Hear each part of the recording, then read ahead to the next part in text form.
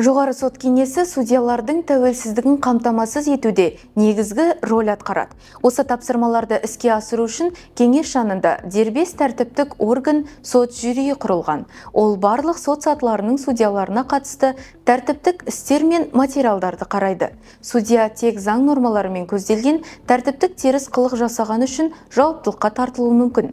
Теріс қылықтарға сот істері мен материалдарын қарау кезінде заңдылықты өрескел бұзуы, судья әдебіне қайшы келетін, атына кір келтіретін теріс қылық жасауы, сот төрағалары және сот алқаларының төрағалары лауазымдық міндеттерін тиісінше орындамау жатады.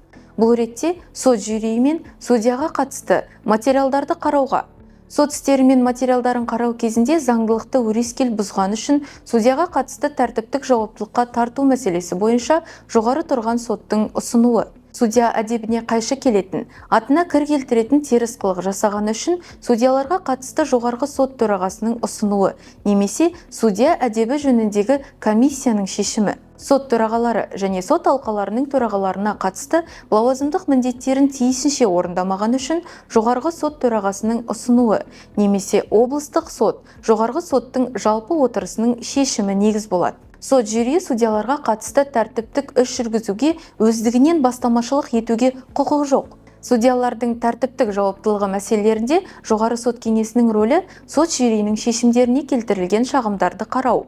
Ол судьялардың құқықтарын қосымша қорғау болып табылады. Жоғары сот кеңесі қызметінің ашықтығы мен қолжетімділігін қамтамасыз ету мақсатында кеңес төрағасы азаматтарды күн сайын жеке қабылдайтынын атап өткен жөн. Қабылдау барысында жалпы сипаттағы сұрақтармен қатар судьялардың тәртіптік жауапкершілігіне қатысты мәселелер де көтеріледі. Бұл азаматтардың сот жүйесіне деген сенімін нығайтуға бағытталған кері байланыстың маңызды тетігі.